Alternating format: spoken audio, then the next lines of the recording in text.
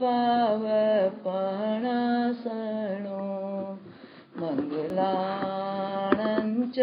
सव्येसिं पठामं हवै मङ्गलं पठामं हवै मङ्गलम्। श्रुतदेव तारी भक्ति करता हृदय मुझ निर्मल बने। श्रुत ज्ञान तारो स्मरण करता मन मारो निर्मल बने। श्रुत भाव तुझने जीवन धरता ध्येय मुझ नजदीक बने। उपकार तारो श्यूं कहूँ तारी आस्तिये मुक्ति मिले। उपकार तारो श्यूं कहूँ तारी आस्तिये मुक्ति मिले। जिनके विमल प्रताप से हुआ यथार्थ ज्ञान, ऐसे पूज्य गुरुदेव का करूं हृदय में ध्यान। ऐसे ज्ञान दाता गुरु का करूं हृदय में ध्यान। परमपिता परमात्मा प्रभु महावीर महासती चंदनवाला के चरण सरोज में भाव वंदन। जगत में विचरण करने वाले समस्त आचार्य उपाध्याय साधु सती मंडल के चरण सरोज में मस्तक वंदन। जिज्ञासु सुश्रावकों सुश्राविका, प्रतिदिन इस 10 लक्षण पर्व के उपलक्ष्य में एक एक विषय के ऊपर चिंतन करते हुए जो आत्मा के शत्रु है उन पर विचार करते करते जब उन शत्रुओं के बारे में हमने जाना, उसके बारे में चिंतन किया, तो हम लास्ट स्टेज जो आती है अकिंचन बनने की। अकिंचन का मतलब कि हम जैसे जैसे उन शत्रुओं के बारे में जानते हैं वैसे वैसे हम हल्के होते हैं, यानी परिग्रह से परे हटते हैं। अकिंचन का मतलब है कि सभी प्रकार के परिग्रह से दूर हट करके सुख या दुख कैसी भी परिस्थिति आ जाए उसमें निर्भय और निश्चिंत होकर के रहना, और विशेष बात कि पर पदार्थों से परे हट करके जो संसार के अंदर हमें पर पदार्थ मिले हैं, जैसे माता पिता पुत्र पत्नी धन संपत्ति और अपना शरीर, ये सारे के सारे पर पदार्थ है। उन पदार्थों से मोह को हटा करके बिल्कुल अकिंचन भाव से जीना, इसे ही अकिंचन कहते हैं। और ये ऐसे भाव किसके हो सकते हैं और ऐसा जीवन कौन जी सकता है? मात्र जो मुनि होते हैं, जो साधु होते हैं, वो ही ऐसा जीवन जी सकते हैं।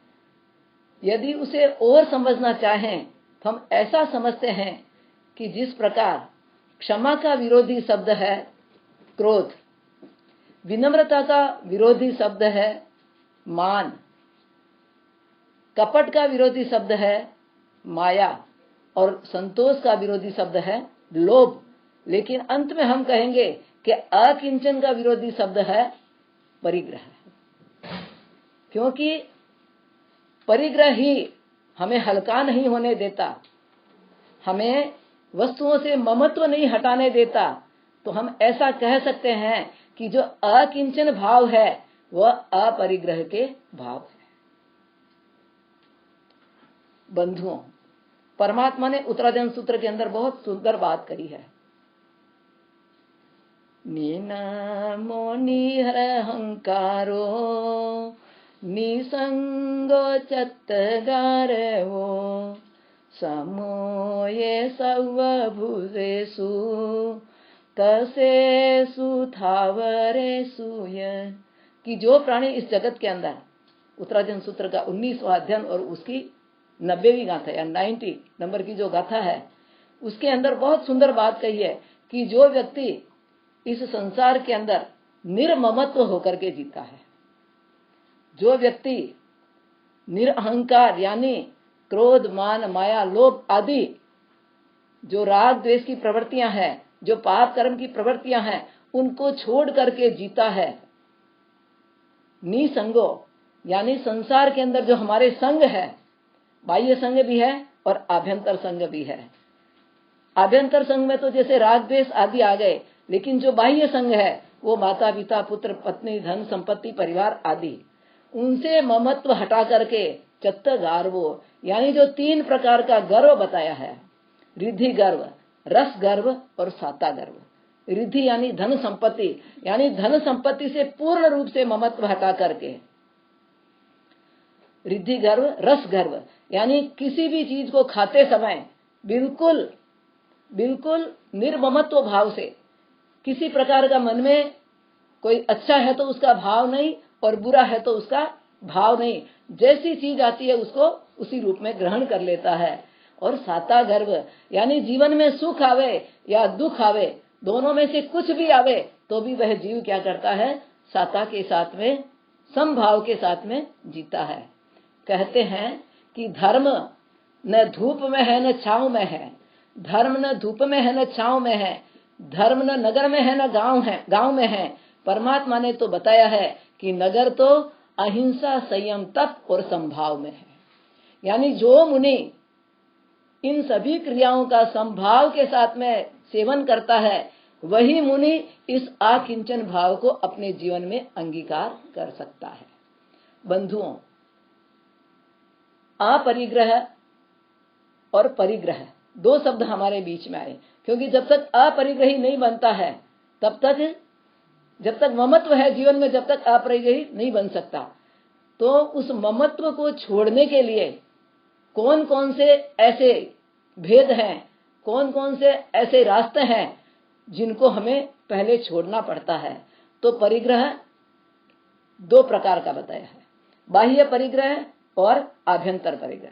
बाह्य परिग्रह बताया 10 प्रकार का। वो कौन सा है कि हम जो प्रतिक्रमण के अंदर, हमारे प्रतिक्रमण में आता है, हम जो प्रतिक्रमण बोलते हैं, शायद आपके भी जरूर आता होगा, खेत वस्तु का परिमाण अतिक्रमण किया हो।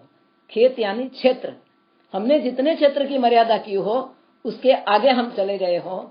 वस्तु यानी जितने हमें मकान खरीदने हैं या जितने मकानों में हमें रहना है, जितने भवन्स में, बिल्डिंग्स में हमें रहना है, उससे कहीं अधिक परिमाण से ज्यादा हम रह गए हो। हिरण्य स्वर्ण, सोने चांदी की मर्यादा। दास दासी, दास दासी से मतलब समझना चाहिए कि मात्र दास दासी ही नहीं, हमारे घर में हमारा पुत्र है, पति है, पत्नी है, माता है, पिता है, पत्नी, परिवार है सारा, उसको भी दास दासी के साथ में ले लेना। और साथ में बताया द्विपद और चतुष्पद, 2 पैर वाले पक्षी और 4 पैर वाले प्राणी। परंतु आज हम ये समझ सकते हैं कि हमें न तो यहाँ पर आपके अमेरिका के अंदर ऐसी सुविधा है कि आप पक्षियों को तो फिर भी पाल सकते हैं, और मेरे ख्याल से कुत्तों को भी पालते हैं बहुत लोग, लेकिन फिर भी आज हम अधिकांश रूप में देखते हैं तो 2 पैर वाले क्या होते हैं, स्कूटर, और 4 पैर वाली गाड़ी, क्योंकि इसके बिना तो यहाँ पर पत्ता भी नहीं हिलता, एक काम भी व्यक्ति नहीं कर पाता। परंतु कुछ मान्यताओं के अनुसार यह भी बताया गया है कि व्यक्ति को इन 8 के साथ में वस्त्र का भी त्याग करना होता है और पात्र का भी त्याग करना होता है। यह है 10 प्रकार का बाह्य परिग्रह। मतलब खाली यहाँ धन संपत्ति को परिग्रह नहीं किया कहा है, यहाँ पर जो हमारा परिवार है उसको भी परिग्रह कहा गया है, और इसके ऊपर उठ करके जो हमारा शरीर है उसको भी क्या कहा है, परिग्रह कहा है।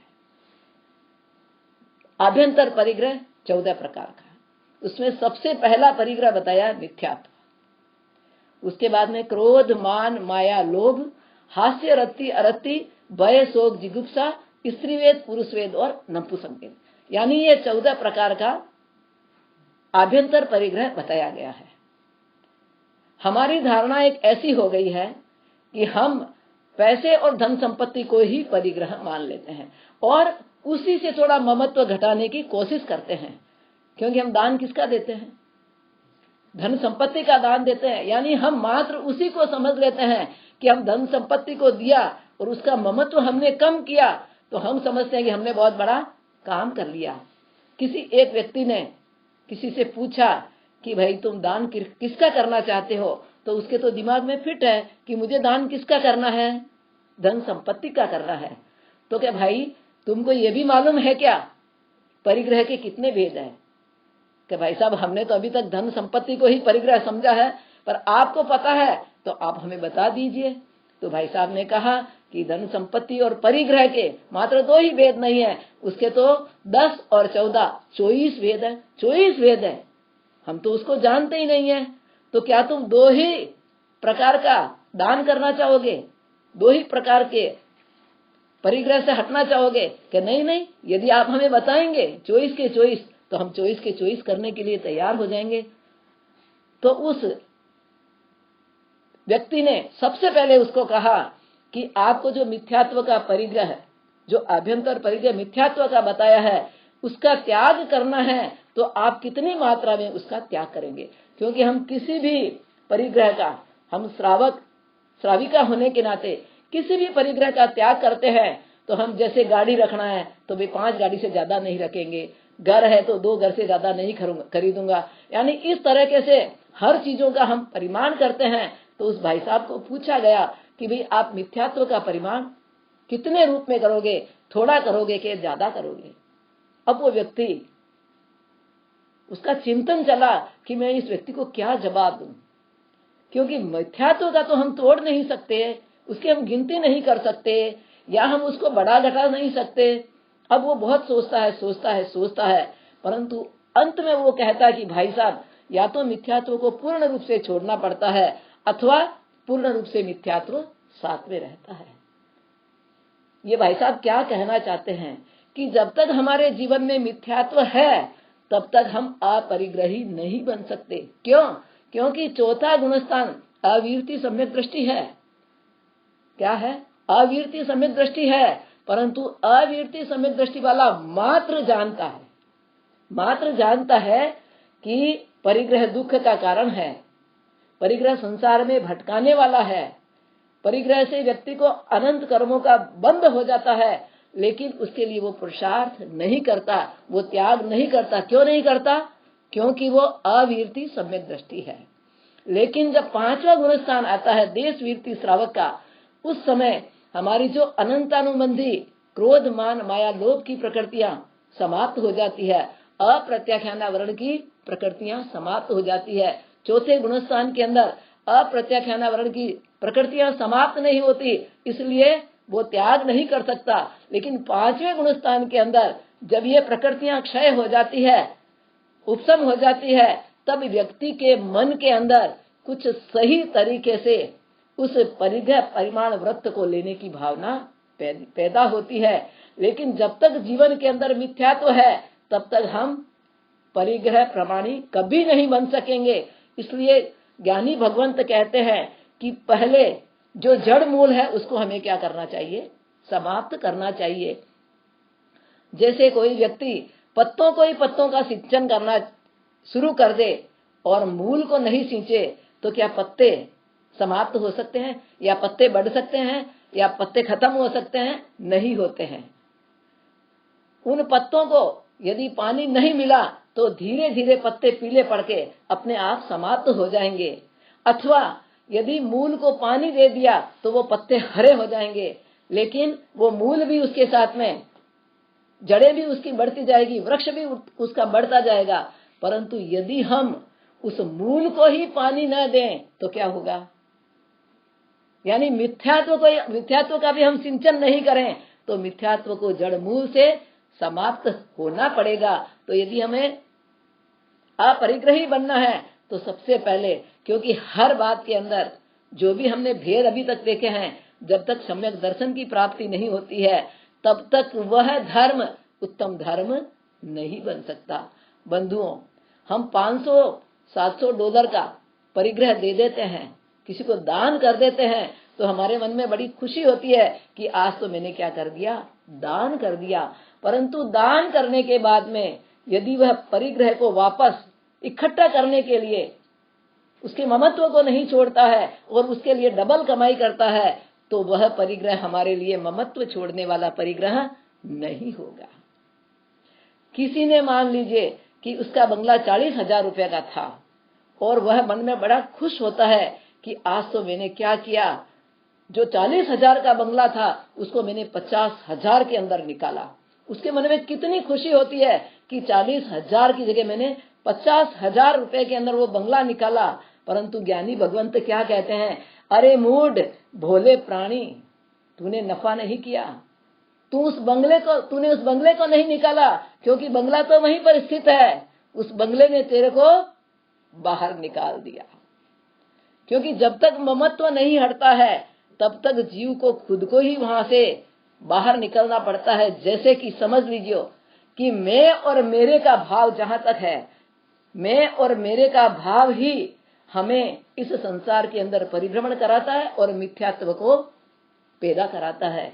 जब मैं और मेरे का भाव जीवन के अंदर आ जाता है कि सारी वस्तुएं मेरी है, यह परिवार मेरा है, यह धन संपत्ति मेरी है, तब तो वो मुझे छोड़ करके जानी ही नहीं चाहिए। और यदि वह संपत्ति मेरी है तो छोड़ करके जानी नहीं चाहिए, और यदि उस संपत्ति का मालिक मैं हूं तो मुझे भी उसको छोड़ना नहीं चाहिए।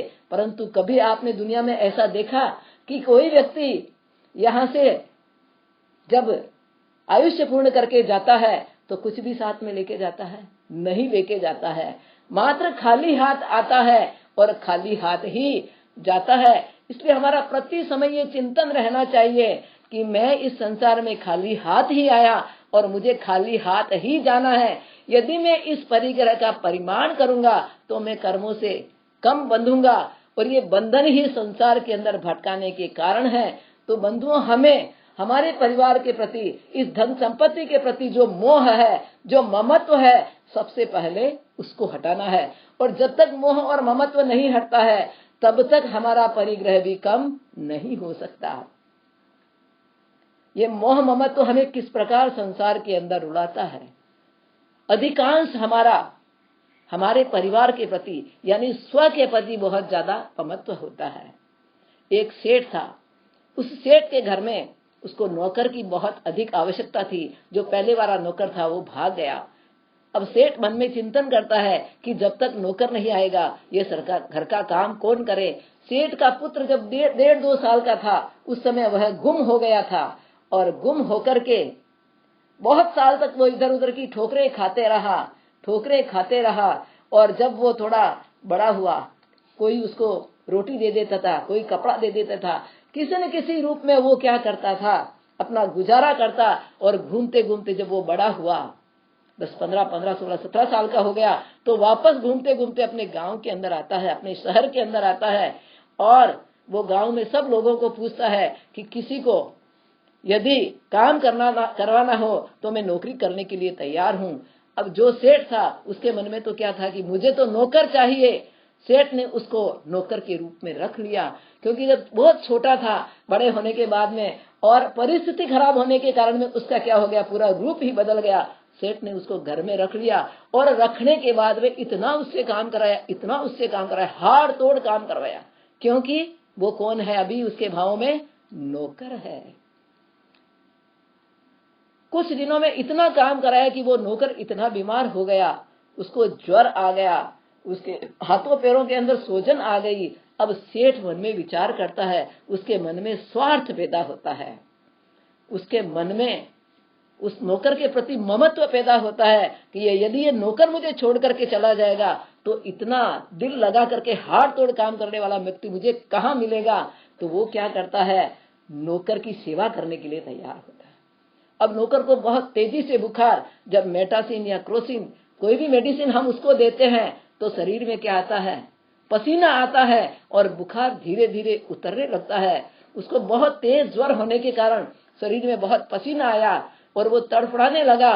तो सेठ ने कहा कि ले भाई, मैं तुम्हारे शरीर का पसीना पोंछ देता हूँ। जैसे ही वो पसीना पोंछने के लिए उसका शर्ट खोलता है और उसके शरीर पर 2 निशान, एक तो पेट के ऊपर और एक पीठ के ऊपर। जैसे ही उस सेठ ने वो निशान देखे और उसको ये बात याद आई कि अरे मेरे लड़के के शरीर पर थे ऐसे 2 निशान, तो और उसकी आंखें खुल गई।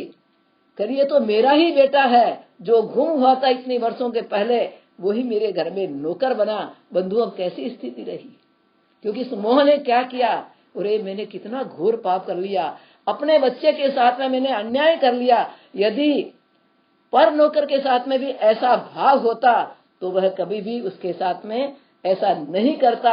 हमारा हमेशा क्या होता है, पर के प्रति इतना मोह नहीं होता है। मोह तो सब चीजों के प्रति है, परंतु जो स्व जो हमेशा हमारे साथ में रहता है उसके साथ में लगाव ज्यादा हो जाता है, और उसी के कारण से हम संसार में भारी भारी और भारी होते जाते हैं। कहते हैं कि एक नदी को पार करने के लिए व्यक्ति को क्या करना पड़ता है, अपने कपड़ों को हल्का करना पड़ता है। क्या भारी पोशाक पहन करके कोई व्यक्ति नदी को पार कर सकता है? नहीं। उसके लिए क्या पहनना होगा, स्विमिंग कॉस्ट्यूम या कोई छोटी सी लंगोट बांध करके, और वो नदी को पार करता है। बंधुओं, जब एक छोटी सी नदी को पार करने के लिए, एक छोटे से स्विमिंग पूल में तैरने के लिए अल्प वस्त्रों की आवश्यकता होती है, यानी भार से हल्का होना होता है। तो इस संसार सागर से तैरने के लिए यदि हम इसी तरह का ममत्व करते जाएंगे, हम परिग्रह को बढ़ाते रहेंगे, तो क्या हम संसार सागर से पार हो पाएंगे? कभी नहीं हो पाएंगे। कहते हैं कि एक सन्यासी राजमहल के अंदर आया और राजा से अनुनय विनय किया कि हे राजन, मुझे रुकने के लिए थोड़ी सी यहाँ पर जगह दे दी जाए, तो मैं रात को यहाँ पर रुकूंगा और सवेरे जल्दी यहाँ से चला जाऊंगा। परंतु राजन कहता है, नहीं, तेरा शरीर बहुत गंदा है, तेरे कपड़े बहुत गंदे हैं, मैं तुम्हें इस स्थान के ऊपर नहीं रुका सकता। सन्यासी बहुत अनुनय विनय करता है, मात्र रात की बात है, इतनी ठंडी के अंदर मैं कहाँ जाऊंगा। लेकिन कहते कि राजा जब एक बार अड़ जाता है तो अपने अकड़पन को छोड़ता नहीं है। सन्यासी अनुनय विनय कर रहा है, लेकिन राजा कहता मैं नहीं छोड़ूंगा। तो सन्यासी कहता भी तू क्यों नहीं छोड़ना चाहता है? बोलते ये महल मेरा है। तो क्या राजन, आज ये महल तुम्हारा है, उसके पहले ये महल किसका था? कि मेरे पिताजी का था। अरे पिताजी से पहले महल किसका था? कि मेरे दादाजी का था। दादाजी से पहले महल किसका था? कि मेरे परदादाजी का था। परदादाजी के पहले महल किसका था? कि मेरे लड़दादाजी का था। यानी इस तरह वो पीढ़ी पीढ़ी दर बता रहा है। और जब उसकी बात खत्म होने से पहले वो सन्यासी पूछता है कि भाई, तूने अपनी पूरी पीढ़ी को बता दिया उसका घर है, उसका घर है, परंतु जब तुम यहाँ से आयुष्य पूर्ण करके जाओगे तब यह घर किसका होगा? तो कहता है कि मेरे बेटे का होगा। तो क्या ये घर तुम्हारा होगा? कि नहीं, मेरा घर नहीं होगा। तुम तो इतनी देर मेरे से यही पंचायती कर रहे थे कि ये घर मेरा है, और इतनी सी देर में बदल गए कि ये घर मेरे बेटे का होगा। जैसे ही सन्यासी की बात राजा ने सुनी और उसका सारा जो मद था वो सारा का सारा धन का मद उतर गया कि वास्तव के अंदर जब तक ये ममत्व मेरे जीवन में रहेगा, महल का, घर का, परिवार का, तब तक मैं संसार सागर से पार नहीं हो सकता। कहते हैं कि जैसे जलाशय के अंदर, समुद्र के अंदर, तालाब के अंदर अथाह पानी होता है, परंतु व्यक्ति जब उसके अंदर डुबकी लगाता है, अंदर चला जाता है, तो उसको पानी का भार नहीं लगता। क्यों नहीं लगता? क्योंकि वह जलाशय किसी एक व्यक्ति का नहीं होता, वह तालाब किसी एक व्यक्ति का नहीं होता। लेकिन उसी तालाब में से यदि कोई व्यक्ति एक घड़ा भर के पानी अपने सिर के ऊपर रखे और उसे कोई कह दे घर ले जाते समय कि भाई आज एक घड़ा पानी तुम मेरे को दे दो, तुम दूसरा भर के लेके आ जाना, तो क्या वह व्यक्ति पानी देने के लिए तैयार होगा? क्यों नहीं हुआ? क्योंकि जलाशय पर ममत्व नहीं था, परंतु उस पानी के ऊपर क्या हो गया? ममत्व हो गया। तो जहां ममत्व का भाव होता है वही हमें संसार सागर के अंदर डिगाने का काम करता है।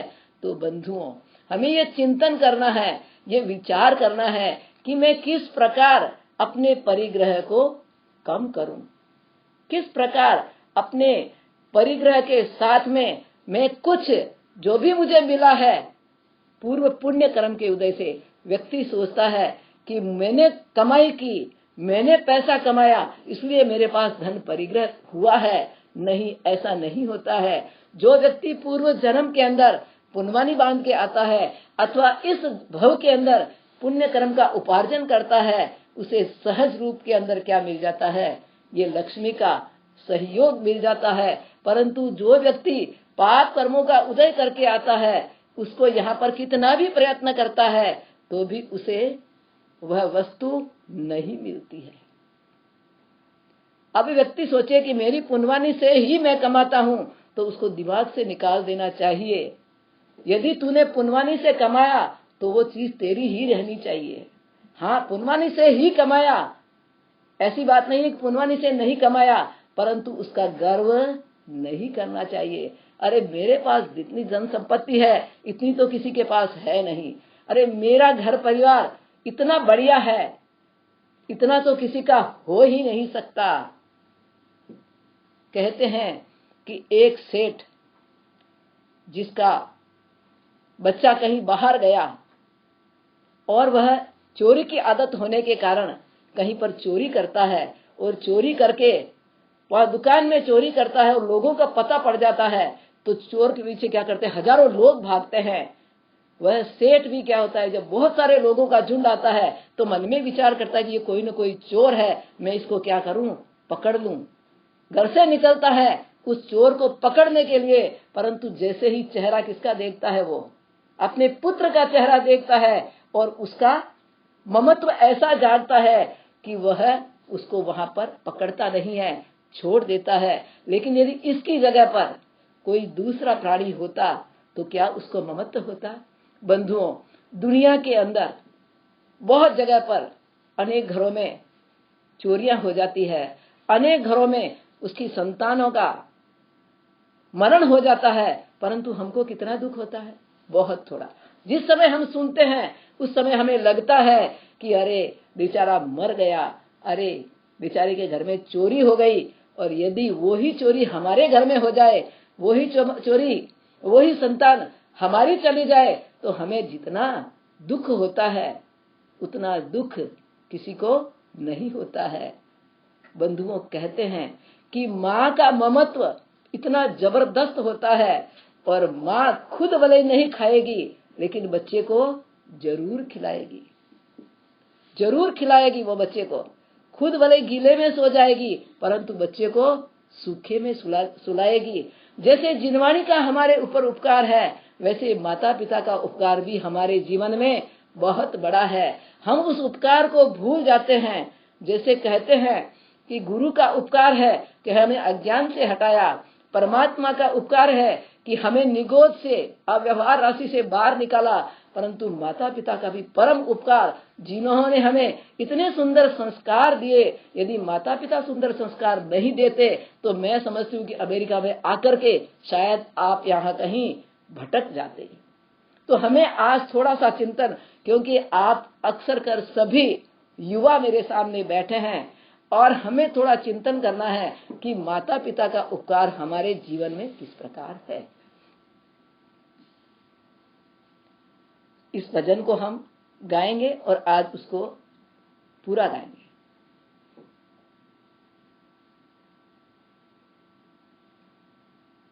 भजन का राग याद नहीं आ रहा है, कोई बात नहीं, बीच में याद आएगा तब। राग याद नहीं आ रही है, वो है ना भजन भूपेश, गीले में सोते, अंतरा से सुन लेते हैं। गीले में सोते सुखी दुखी पर, सूखे में हमको सुलाते, भूखे रहे चाहे दोनों समय पर, पल पल है हमको खिलाते, रहे दुखों का साया भी दूर, रहे दुखों का साया भी दूर, भावना निस दिन भाते हैं। माँ बाप का बड़ा संस्कार हमें संस्कार दिलाते हैं, माँ बाप का बड़ा उपकार हमें संस्कार दिलाते हैं। होते हैं बेटे कुछ ऐसे जिनके दर्शन को माँ बाप तरसते, कुछ ऐसे होते उठते ही निस दिन माँ बाप के पाँव छूते, ले उनका सदा आशीर्वाद, ले उनका सदा आशीर्वाद, ज्ञानी जन यूं फरमाते हैं, माँ बाप का बड़ा उपकार। ढलती समय में माता पिता को रोग कोई जब सताए, सेवा करे हम सच्ची लगन से, दिल उनका खुश हो जाए। जूते चमड़ी के अपने पहना के, जूते चमड़ी के अपने पहना के, फर्ज पूरा ना निभाते हैं, माँ बाप का बड़ा उपकार हमें संस्कार दिलाते हैं। अंत समय जब नजदीक आवे, धर्म ही उनको सुनाए, माहौल ऐसा कर दे धर्ममय, पंडित मरण को पावे, उनकी आत्मा का हो कल्याण, उनके जीवन का हो कल्याण, यही हम भावना भाते हैं, माँ बाप का बड़ा उपकार हमें संस्कार दिलाते हैं, प्रतिफल की न करते आस, प्रतिफल की न करते आस, सदा कर्तव्य निभाते हैं, माँ बाप का बड़ा उपकार। हमारे जीवन में माता पिता का कितना उपकार है, कैसे उन्होंने हमें बड़ा किया, लेकिन जैसे ही हम बड़े होते हैं और माँ बाप के उपकार को भूल जाते हैं। बंधुओं, जो ममत्व माता का होता है, दुनिया में ऐसा ममत्व किसी का नहीं होता है, परंतु व्यक्ति गर्व से फूला नहीं समाता है।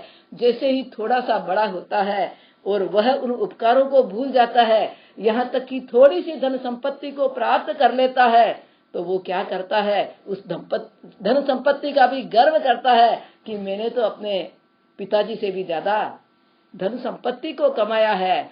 जैसे ही अच्छी पत्नी मिल जाती है रूपवान, तो उसका गर्व हो जाता है। यानी इस तरीके से व्यक्ति हर चीज का गर्व करता है, हर चीज का अभिमान करता है। तो तत्वात सूत्र के अंदर उमा स्वाति जी ने बहुत सुंदर बात कही, सत्सद गुणा चादनोद भावने नीचे गोत्रस्य, यानी जो व्यक्ति अपने जीवन के अंदर किसी प्रकार का अभिमान करता है, चाहे वो जाति का मद करता है, चाहे वो कुल का मद करता है, यानी जो मद करता है उसको जो अभी उत्तमता मिलती है वो आगामी भोग के अंदर उसको उत्तमता नहीं मिलती है। तो नाम कर्म किसे कहना, यानी जो कर्म हमें पूज्यता और अपूज्यता की ओर ले जाता है, जो कर्म हमें उच्चत्व या नीचत्व की ओर ले जाता है, जो हमारा उच्च गोत्र का या नीच गोत्र का बंधन कराता है, उसे नाम कर्म कहते हैं। नाम कर्म का स्वभाव कैसा, कुंभकार के समान। जिस प्रकार कुंभकार अनेक प्रकार के मिट्टी के बर्तन बनाता है, गोत्र कर्म, सॉरी नाम बोल दिया क्या मैंने, सॉरी, गोत्र कर्म का बंधन होता है, सॉरी, गोत्र कर्म का बंधन होता है। तो इस गोत्र कर्म, यह गोत्र कर्म दो प्रकार का है, उच्च गोत्र और नीच गोत्र। इस गोत्र कर्म का स्वभाव कैसा है कि कुंभकार के जैसा। जैसे कुंभकार नाना प्रकार के घड़े बनाता है, कोई छोटा घड़ा बनाता है, कोई बड़ा घड़ा बनाता है, कभी विभिन्न प्रकार की चित्रकारी से उसको सजाता है, और कभी एक छोटा सा घड़ा बना देता है, कभी कलश के रूप में घड़ा बनाता है। यानी अनेक प्रकार के घड़े, जिसमें कोई घड़ा तो अक्षत पूजा करने के लिए भी कलश के अंदर काम आता है। कोई घड़ा जब हमारे घर में शादी होती है उस समय भी क्या करता है कि वो शकुन देने के लिए काम आता है। और कोई घड़ा जब हम घर का गृह प्रवेश करते हैं तो उस समय भी हम क्या करते हैं, उस कलश को सबसे पहले हाथ में लेकर के और अपने घर में प्रवेश करते हैं। और कई घड़ा ऐसा होता है जो हमारे मटके के ऊपर रखा जाता है, यानी ऊपर रखा जाता है। आरती में रखने के लिए भी कलश काम आता है। यानी कुछ घड़े ऐसे होते हैं जो उच्चता को प्राप्त करते हैं, परंतु कुछ घड़े ऐसे होते हैं जिनके अंदर मध्य आदि भरा जाता है और उसको उस घड़े को घृणा के साथ में देखा जाता है। ठीक उसी प्रकार हमारे जीवन में भी जब उच्च गोत्र का बंधन होता है तब हम क्या कहलाते हैं, प्रतिष्ठित व्यक्ति के रूप में जाने जाते हैं, यशस्वी व्यक्ति के रूप में जाने जाते हैं। परंतु यदि हमारे जीवन के अंदर नीच गोत्र का बंधन हो जाता है तो हम निम्न जातियों के अंदर पैदा होते हैं। ये किस कारण से होता है? तो हमारा जो मान कषाय है, जो मान का राग है, जो हमारा ममत्व है, आप कहीं भी जाएंगे तो ये मान कषाय, और मान कषाय जहां है वहां पर भी क्या है, मिथ्यात्व है। यानी अब जब तक ममत्व नहीं छोड़ेंगे तब तक हमें वह मिथ्यात्व को भी नहीं छोड़ सकते और परिग्रह से भी कम नहीं हो सकते। तो ये मान कषाय बार बार हमारे बीच में आ जाती है और हमें यह क्या कराती है, जाति का मद कराती है। जाति यानी आपको बताया माता के परिवार का जो पक्ष, यानी नाना नानी मामा मामी, यानी जो हमारे माता के परिवार का पक्ष अथवा माता, ये भी जाति पक्ष में आती है। और कुल पक्ष के अंदर पिता का परिवार, दादा दादी आदि। तीसरा है बल का मद, यानी शरीर में थोड़ी सी शक्ति आती है, थोड़ी सी ज्यादा ताकत होती है तो उसके ऊपर भी व्यक्ति क्या करता है, गर्व कर लेता है कि मेरे सामने कोई आकर के तो देखे और फिर मैं उसको मजा चखाऊं। ऐसे ही रूप का मद हो जाता है, थोड़ा सा सुंदर रूप मिल गया तो मेरे जैसा तो दुनिया में कोई सुंदर है ही नहीं। श्रुत का मद, जैसा कि मैंने आपको बताया था पहले कि थोड़ा सा जीवन में ज्ञान प्राप्त हो जाता है और यदि अभिमान आ जाता है, यदि उसका मद आ जाता है तो कहते हैं कि अभिमानी के हृदय में ज्ञान न करता धाम, फटी जेब में क्या रह सकते हैं दाम। अभिमानी व्यक्ति किसी कारण से, पूर्व भोग के क्षम के कारण यदि ज्ञान सीख भी लेता है तो जैसे कोई व्यक्ति पेंट पहन करके जावे और उसके पेंट की जेब फटी हुई हो तो क्या वो पैसों को टिका सकता है? नहीं टिका सकता।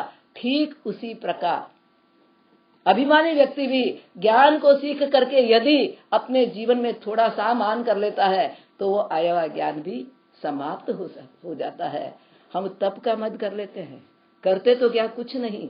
अरे संसार के अंदर हम यदि नजर फैलाएं तो कितने बड़े बड़े तपस्वी हमारे आगमों के अंदर वर्णन आता है, लेकिन फिर भी तप का मद करते हुए क्या कहता है, अरे 10-15 उपवास करना तो मेरे दाएं हाथ का खेल है, मैं तो चलते फिरते ही कर लेता हूँ, मुझे उपवास और बेले तेले में तो पता ही नहीं चलता है। इस तरह का जो गर्व कर लेता है उसको आने वाले भव के अंदर वो बहुत चाहता है कि मुझे तपस्या करनी है, लेकिन फिर भी वो चाहते हुए भी तप नहीं करता है। लाभ का मद, मैं तो थोड़ा सा काम करता हूँ, थोड़ी सी कमाई के लिए मेहनत करता हूँ, मुझे तो अपार धन मिल जाता है। अथवा साधु कोई ऐसा सोचे कि मैं तो 1-2 घरों की गोचरी में जाता हूँ, या मैंने तो थोड़ी सी तपस्या की और मुझे तो लब्धियां और सिद्धियां सारी मिल गई, और उन लब्धियों और सिद्धियों के ऊपर यदि वो गर्व कर लेता है तो आई हुई जो लब्धियां और सिद्धियां होती है वो भी सारी की सारी समाप्त हो जाती है। कोई ऐश्वर्य का मद कर लेता है, ऐश्वर्य यानी धन संपत्ति। धन संपत्ति का मद करने वाला भी कि मेरे पास जितना धन है दुनिया में किसी के पास इतना हो नहीं सकता, मेरे पास जो बंगला गाड़ी है वैसा किसी के पास हो नहीं सकता। बंधुओं कहते हैं कि जो इस भव के अंदर ऐसा विचार लाता है, ऐसा भाव करता है, आने वाले भव में उसकी कोई सहायता करने वाला नहीं होता है, वो निराधार हो जाता है और उसको क्या बनना पड़ता है, निर्धन बनना पड़ता है।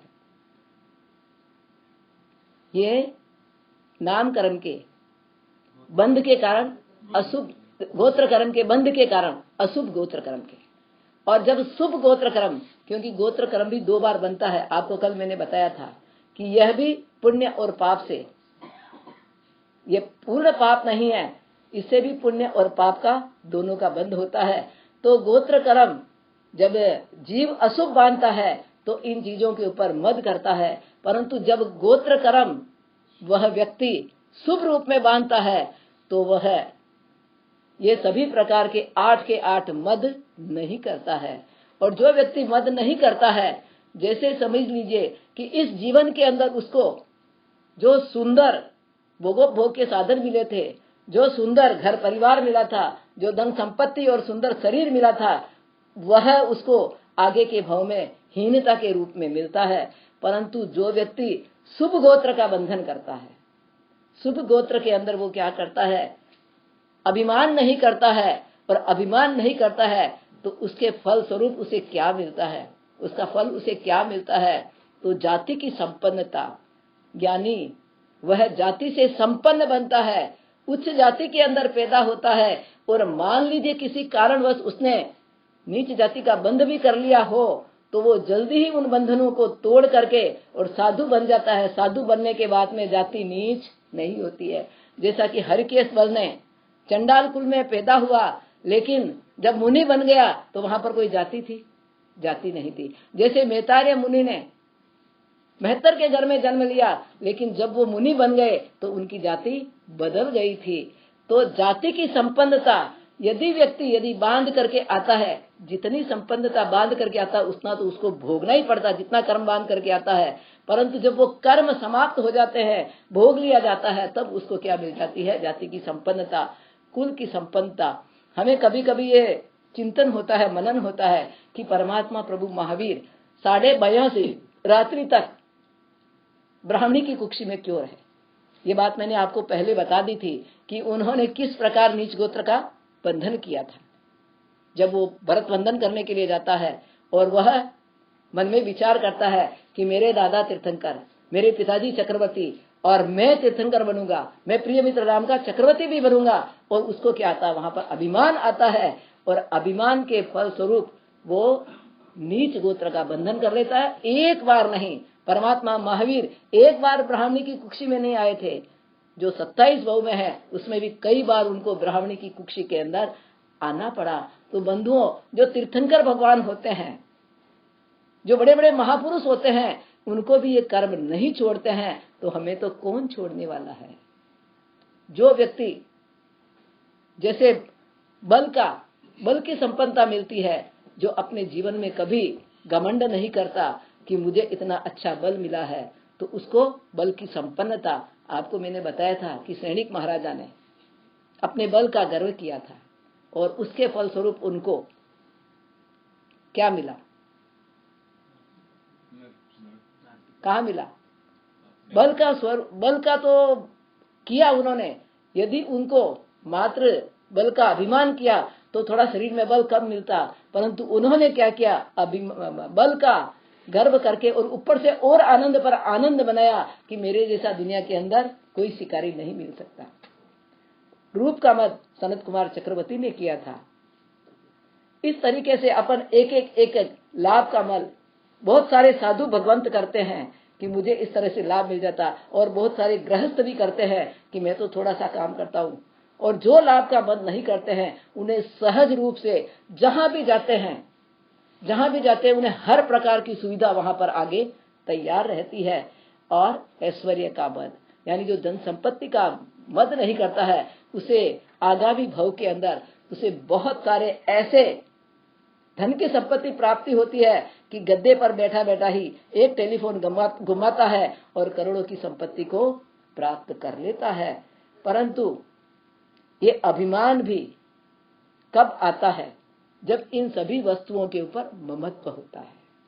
अभिमान जीव को कब आता है, पूर्ण रूप से जब ममत्व होता है, बाहर के भाव उसके कैसे हो, परंतु अंतर से क्या होता है, जब ममत्व होता है तब ये मान भी क्या करता है, एक तो विनम्रता नहीं, और फिर वस्तुओं के ऊपर ममत्व, तो वो वस्तुओं को अपने घर से निकालना नहीं चाहता है, वस्तुओं को छोड़ना नहीं चाहता है। लेकिन जब उसका ममत्व हटता है तब वो क्या करता है, सम्यक दर्शन को प्राप्त करता है, और सम्यक दर्शन को प्राप्त करता है तो अभिमान हट जाता है।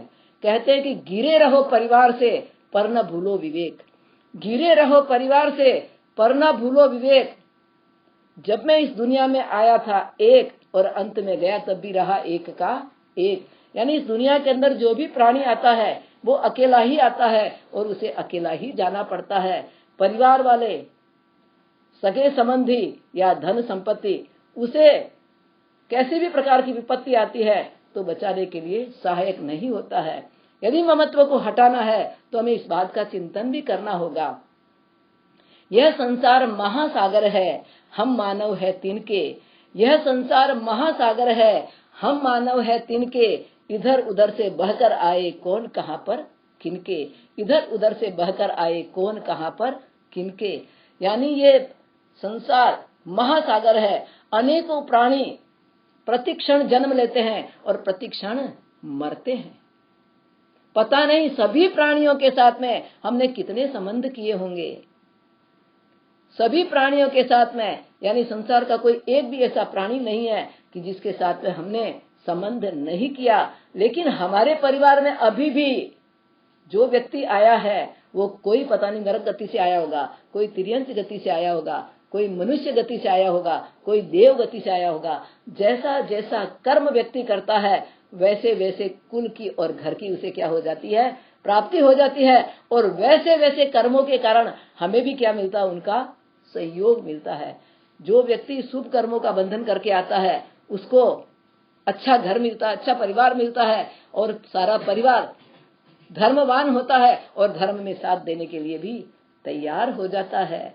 तो बंधुओं, हमें प्रति समय ये चिंतन करना है कि मुझे, ये जो मेरे परिवार के सदस्य हैं, न मुझे मेरे साथ में जाने वाले हैं और न ही मैं इनको जानता हूँ, मात्र जो यहाँ संयोग हुआ है उसी कारण से मैं इनको जानता हूँ। यह मेरे, जब यहाँ से मैं चला जाऊंगा तब भी इनका सहयोग मुझे नहीं मिलेगा, तब भी ये मेरे साथ में नहीं रहेंगे। तो इस प्रकार का बार बार यदि चिंतन मन में आता है तो व्यक्ति का ममत्व भाव हटता है।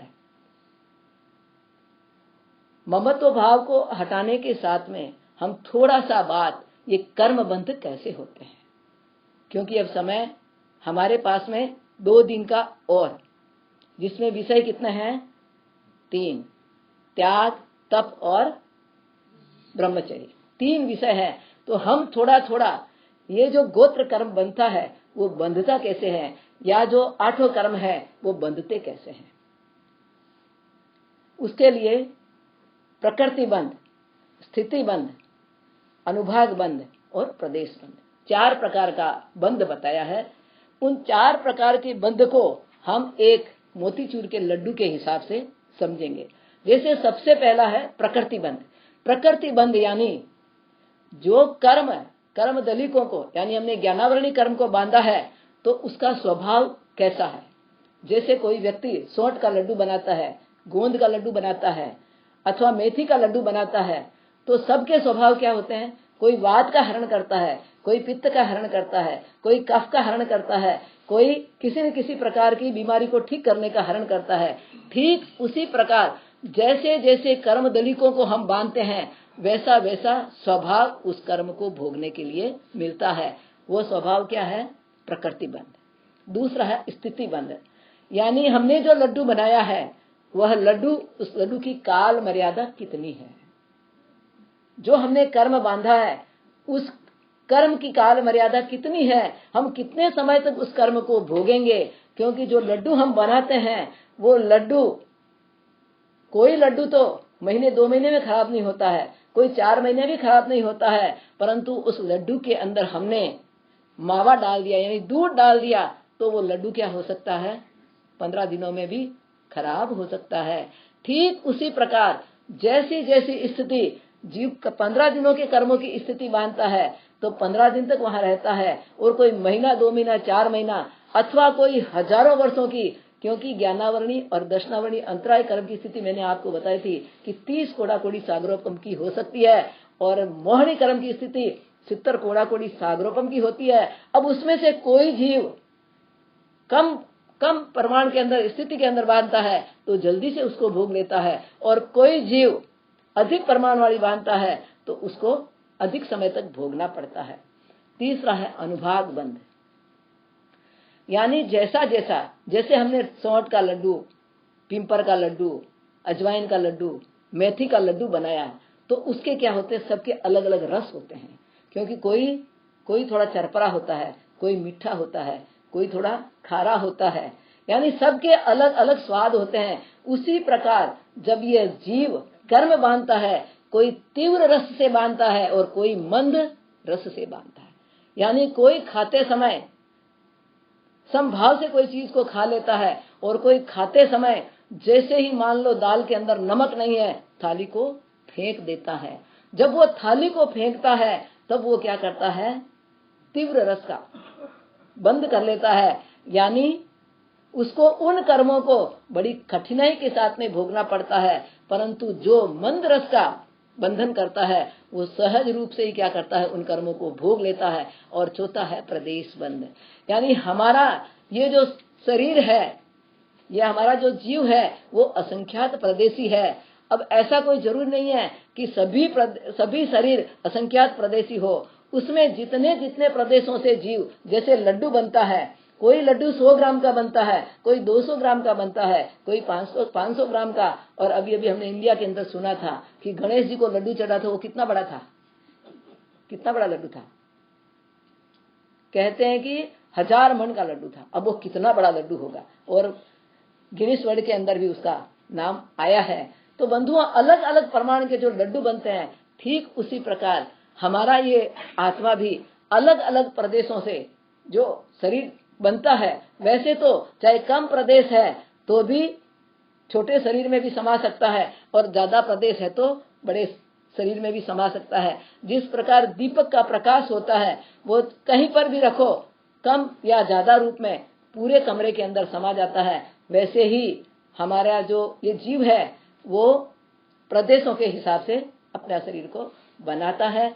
तो इस प्रकार ये 4 प्रकार का जो बंध बताया है, ये बंध ही संसार के अंदर परिभ्रमण कराने वाला है। ये बंध कैसा होता है कि जैसे यह जीव अनादिकाल से इस संसार के अंदर मिथ्यात्व, आवृत, प्रमाद, कषाय और योगों के कारण, यानी शुभ योग हो तो समर का बंध, और अशुभ योग हो तो पाप का बंध, आश्रव का बंध, और शुभ योग हो तो पुण्य का बंध, और अशुभ योग तो पाप का बंध।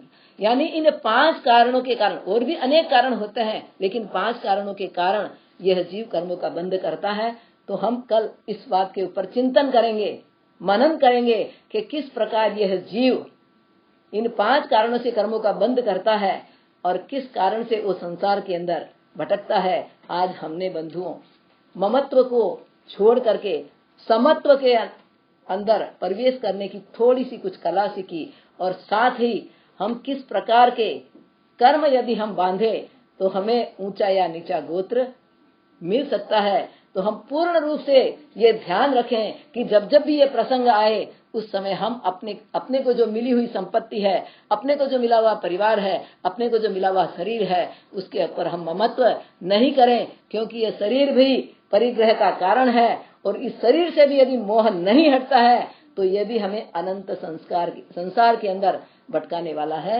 तो हम और आप यदि परमात्मा की वाणी को किंचित रूप से, आंशिक रूप से भी अपने जीवन के अंदर उतारने की कोशिश करेंगे तो हमारा जीवन थोड़ा हल्का बनेगा, क्योंकि हल्का जीव ही ऊपर उठता है, परमात्मा बनता है। तो आपका और मेरा दोनों का जीवन सुखी बनेगा। साथ ही मेरे बताने में वीतराग वाणी से विपरीत कोई एक भी शब्द, क्योंकि छद्मस्तता के कारण बहुत कोशिश करते हैं, लेकिन नाम की जगह गोत्र और गोत्र की जगह, क्योंकि कल नाम कर्म का बहुत सारा वर्णन चला था, तो बीच के अंदर वो क्या हो रहा था, आ रहा था। तो कोई परमात्मा की वाणी से विपरीत एक शब्द भी गलत बोलने में आ गया हो तो अरिहंत सिद्ध भगवान की साक्षी से तस्मिच्छामि दुक्कडम, और किसी बड़ों का कोई अग्नि अशातना हुई हो तो उसके लिए भी इच्छामि दुक्कडम। जय जिनेन्द्र, जय Mahavir. Jai Jinendra, everyone. So we'll have our 4 questions today.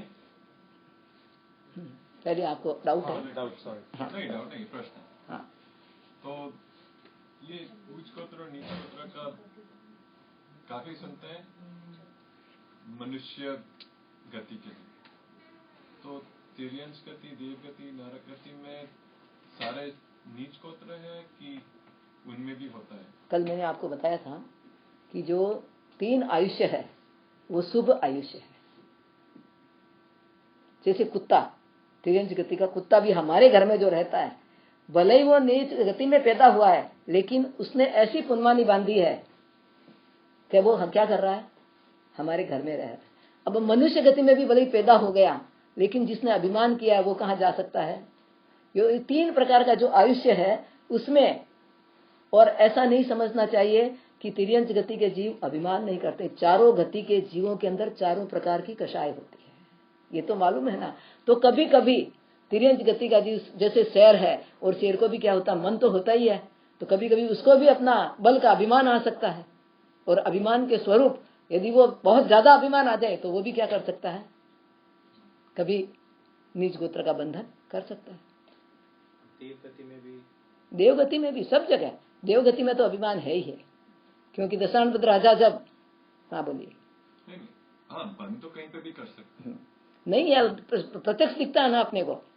एक प्रश्न है कि गोत्र, जैसे यहाँ पर ऊंचा नीचा गोत्र है, तो देवगति में भी ऊंचे नीचे गोत्र है ना?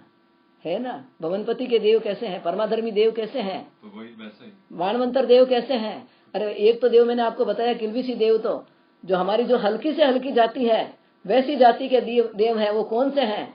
जो तीर्थंकर का, केवली का, आचार्य उपाध्याय साधु का और देवों का, और साथ में चतुर्विद संघ का जो अवनवाद करता है, निंदा करता है, वो देव बनते हैं हमारे किल्बिसी। और उनको सभा में नहीं आने दिया जाता है, उनकी कोई वैल्यू नहीं होती है, भले ही वो देव गति के अंदर पैदा हो। और कुछ देव ऐसे हैं जो परम अधर्मी है, जो नरक गति के जीवों को, 3 नरक गति तक के जीवों को क्या करते हैं, जैसा जैसा यहाँ पर पाप कर्म मानते हैं वैसा वैसा उनको भोगना पड़ता है।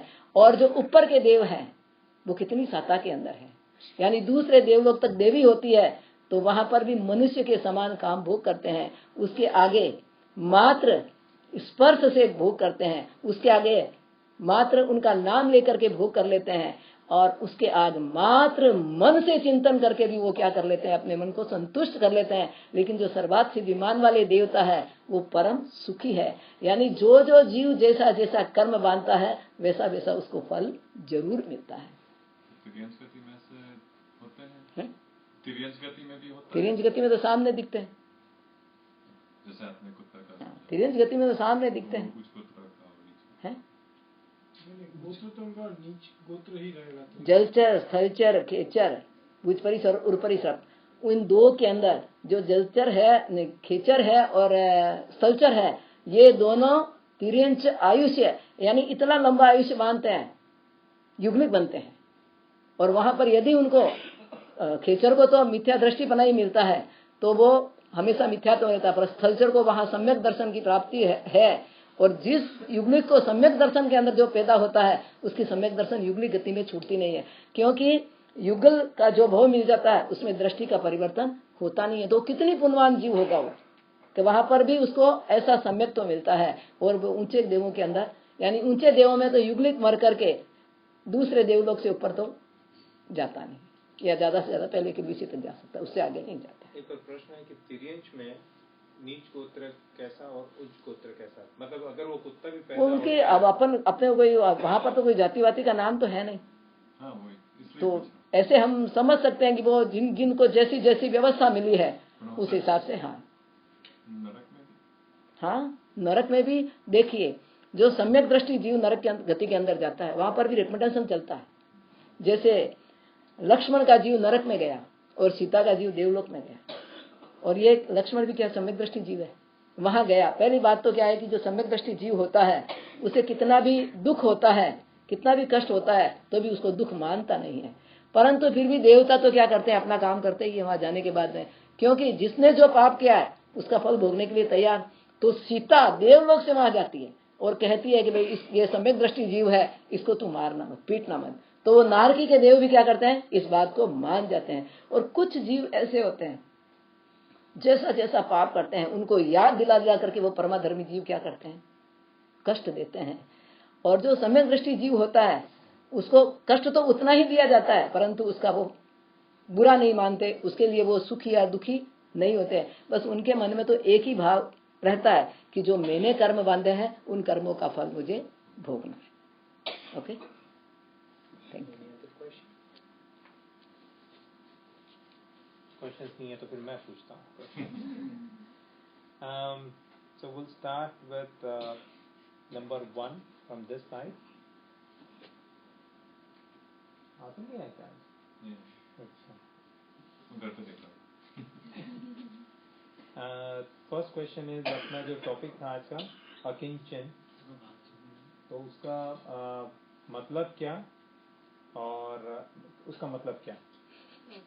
तो यहाँ पर रूल ये है कि पहले हाथ उठाना पड़ता है, पूछा जाता है, नहीं तो वो क्वेश्चन कैंसिल हो जाता है। हाँ, एक तो क्वेश्चन कैंसिल हो जाए तो मुझे दूसरा ढूंढना पड़ेगा। अकिंचन जो मम्मी ने बताया वो उस हिसाब से अकिंचन पहले पूरा मालूम है। अकिंचन के लिए आप ग्रह जरूरी है, कंडीशन है इसकी। और अकिंचन का विरोधी परिग्रह। आधा आंसर राइट है, लेकिन फिर भी अभी उसमें है, थोड़ा मन से जोड़ लीजिए तो भी आ जाएगा।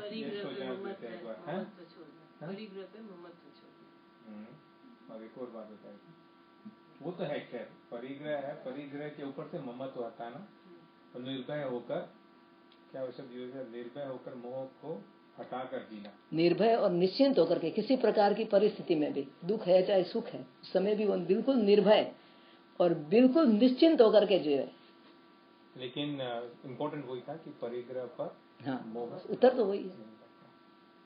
ओके, यहाँ पर 4 कषायों का विरोधाभास बताया था। 4 जो कषाय हैं उनका उल्टा बताया था, तो वो बताने पहले 4 कषाय और उनके ऑपोजिट में क्या करना है।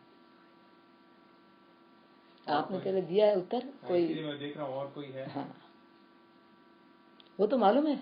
चलिए 4 तो क्रोध मान माया लोग। हाँ, अब उनके विपरीत में माया का है कपट, उल्टा चाहिए। माया का उल्टा हुआ राइट बोल रहे हैं। हाँ, राइट बोल रहे हो आप। कपट, क्रोध का शांत, हाँ, एक ही बात है, शांत तो हो जाए। लोभ का उल्टा संतोष, हाँ, राइट राइट। और मान का उल्टा, ये कोई हेल्प नहीं करेगा, इनको ही बोल दो। मान का बहुत मानी हूँ, मैं बहुत संतोषी नहीं, मैं बहुत मानी हूँ, मैं बहुत मानी हूँ, मैं बहुत मान कैसे हटेगा?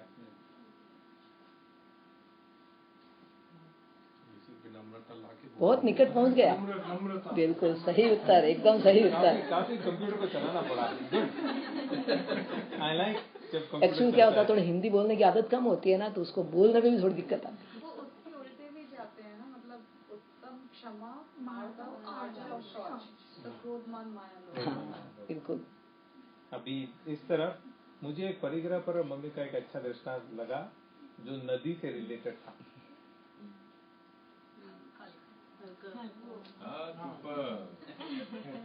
अब उनको चांस नहीं मिलेगा जिन्होंने थोड़ा थोड़ा शुरू कर दिया। फिर आपको पहले एक प्रश्न का उत्तर मिला हुआ, राइट? तो फिर आपसे पूछेंगे। पानी का घड़ा भर के ले जाते हैं। हाँ, तो वो उसका परिग्रह हो जाता है, और वो हम पानी का घड़ा भरा हुआ कोई मांगे तो हम देते नहीं।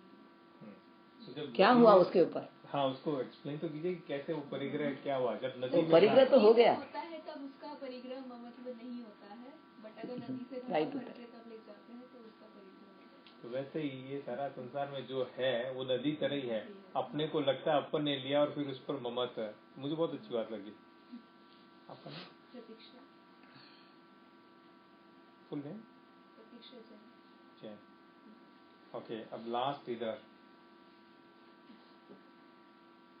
कर्म बंध की चार कैसे बंद होता है, तो चार चीजें बताई थी। विनोद भैया वहाँ पे जतिन भाई चार उसके साथ में एग्जाम्पल है जो मैंने बताया वो एग्जाम्पल भी। नाम तो बोलने दो भाई, एग्जाम्पल में क्यों जा रहे हो? हाँ बोलिए। प्रकृति बंद, प्रदेश बंद, स्थिति बंद और अनुभाग बंद। राइट। लड्डू तो खिलाओ। प्रकृति बंद में कौन से टाइप के कर्म, मतलब ज्ञानावर्णीय हो तो ज्ञानावर्णीय, दर्शनावर्णीय। प्रदेश में कितने प्रदेश कम ज्यादा। स्थिति बंद में उसकी ड्यूरेशन और अनुभाग में फल देने की शक्ति। बिल्कुल सही उत्तर। बिल्कुल सही। So we got 1, 2, 3 and 4. September 13 अपना भूमि पूजन का फ्लायर है, मैं यहाँ बाहर लगाता हूँ। इसके अंदर टाइमिंग्स वगैरह सब है, किस समय क्या प्रोग्राम होगा, गाड़ी कहाँ पर पार्क करनी है और क्या क्या करना है, सारी डिटेल्स है इसके अंदर। आपने ईमेल शेयर किया है? परेश भाई को भेजा उनका ईमेल? अभी तक भेजा, परेश भाई को नहीं भेजा। So you'll start getting emails. So तो इसका फ्लायर में लगा रहा हूँ और कुछ एक्स्ट्रा कॉपीज कल सुबह 11 साढ़े 11 कल सुबह प्रवचन 11:30 बजे सुबह अपना अभिषेक कितने बजे? मतलब 2 दिन अभिषेक होता 9:30 से 11:30 बजे प्रवचन, 11:30 बजे से 11:30 बजे से ना बाल्टीमोर का कब आ रहा है? 9 o'clock। और जो आज का जो पेपर है कल सुबह बाल्टीमोर का संग आ रहा है, just for they want to stop by and have tea and then 9 बजे आएंगे सुबह। वो तो वर्जीनिया में वो कह रहे हैं 9 बजे वहाँ है। हमको भी यहाँ 9 बजे बुलाया है, चाय और सबकी व्यवस्था आधे है। आएंगे आधे बन जाएंगे। सो आज का पेपर है चमत्कारी शब्द। It's really easy. सो बाकी सभी की तरह ये भी काफी इजी है। जो एक पेपर था 12 विहरमान जी, 12 नहीं 20 विहरमान जी। उस 20 विहरमान जी में मैंने थोड़ा मैसअप किया है, इससे कुछ लोगों को कष्ट हुआ। चलो ठीक, उन्होंने दिमाग ज्यादा लगाया। तो उसमें क्या हुआ कि हिंदी में लिखना था तो मैंने गूगल में हिंदी से लिखा था और गलत से पेस्ट किया उसमें, तो कुछ शब्द नहीं थे उसके अंदर, मतलब टेढ़े थे, सीधे नहीं थे, बट स्टिल पीपल फिर भी खाली एक बाहु स्वामी के अंदर श्री नहीं था और सुजात के आगे उन्होंने थी कर दिया, तय की जगह थी कर दिया, बाकी सब पूरा राइट है। मैं करेक्शन करके लाई हूँ। बता दे एक बार कैसे भरना उसको बताओ। हाँ, आज के पेपर ये डिस्ट्रीब्यूट कर देता हूँ। So even this is simple. सु प्लस मेथड, मेथड क्या है? विधि। सो सुविधि, तो वैसे ही सिंपल है। Very easy but interesting. देखो अपने को परीक्षा नहीं लेनी है, मात्र थोड़ा सा उसके प्रति इंटरेस्ट पैदा करना है, इसलिए हम ऐसे ऐसे प्रश्न ले रहे हैं। और कल का भी बढ़िया है, कल ही बताएंगे, सस्पेंस रहने दीजिए। तो सितंबर 13 के लिए अगर कोई volunteers, because we need a lot of help, so अगर कोई वॉलंटियर करना चाहता है तो जतिन भाई अथवा परेश भाई को ईमेल दे, क्योंकि करीब 350-400 लोग होंगे वहाँ पर और पहला प्रोग्राम है, तो व्यवस्था वगैरह करनी होगी। वहाँ पर पूजा की सामग्री है, पार्किंग की प्रॉब्लम है, खाने में सब जगह पे हेल्प चाहिएगी। तो अगर वॉलंटियर करना चाहता हो तो अपना नाम जतिन शाह, ईमेल आया था, तो जतिन भाई को आप नाम लिखवा दें। अगर आप दोनों में से भी करना, वॉलंटियर वगैरह कुछ जो भी करना हो, तो you can take one of these because you won't be getting the email right now. तो I am going to give you one copy since I was making this, I made some edit. So इसमें everything else is okay, just cosmetic changes नहीं है उसके अंदर, ठीक है। मंगल पाठ 2 जने साथ में मिलकर करने का नहीं, अब आधा पवन भाई को मिलेगा। मंगल पाठ।